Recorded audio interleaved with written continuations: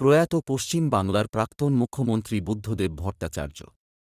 বিগত কয়েক বছর ধরেই শারীরিকভাবে বেশ অসুস্থ ছিলেন প্রাক্তন মুখ্যমন্ত্রী বুদ্ধদেব ভট্টাচার্য। আজ বৃহস্পতিবার প্রয়াত হলেন বুদ্ধদেব ভট্টাচার্য। মৃত্যুকালে তাঁর বয়স হয়েছিল ৮০ বছর। পাম অ্যাভিনিউতে তাঁর নিজের বাড়িতে আজ বৃহস্পতিবার সকাল ৮:২০ শেষ নিঃশ্বাস ত্যাগ করলেন বুদ্ধদেব ভট্টাচার্য। জানা গিয়েছে, প্রাতরাশের পর আচমকাই শারীরিক পরিস্থিতির অবনতি হয় তাঁর। চিকিৎসা করার কোনো সুযোগ না দিয়েই চলে গেলেন পৃথিবী ছেড়ে। সকাল থেকেই তাঁর পাম অ্যাভিনিউর বাড়িতে শ্রদ্ধা জানানোর জন্য বিমান বসু, সূর্যকান্ত মিশ্র, মোহাম্মদ সেলিম প্রমুখ বাম নেতাসহ বাম নেতা কর্মীরা। তাঁর মৃত্যুতে বাংলার রাজনৈতিক মহলে দলমত নির্বিশেষে নেমে এসেছে শোকের ছায়া।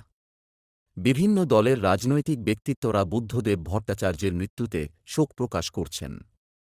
মুখ্যমন্ত্রী মমতা বন্দ্যোপাধ্যায়ও আজ ১২টা নাগাদ বুদ্ধদেব ভট্টাচার্যের বাড়িতে যান তাঁর শেষ শ্রদ্ধা জানাতে। সোশ্যাল মিডিয়াতেও শোক বার্তাও দেন তিনি। প্রাক্তন মুখ্যমন্ত্রীর প্রয়াণে রাজ্য সরকারি কর্মচারীদের পূর্ণ দিবস ছুটিরও ঘোষণা করেন মমতা বন্দ্যোপাধ্যায়। সিপিআইএমের তরফ থেকে জানানো হয়েছে, আজ বুদ্ধদেব ভট্টাচার্যের দেহ পিস ওয়ার্ল্ডে থাকবে। আগামীকাল শুক্রবার সকাল 10:30টায় আলিমুদ্দিনে আনা হবে তাঁর নিথর দেহ। সেখান থেকে বিকেল 4টের সময় মিছিল করে এনআরএসে গিয়ে দান করা হবে তাঁর দেহ।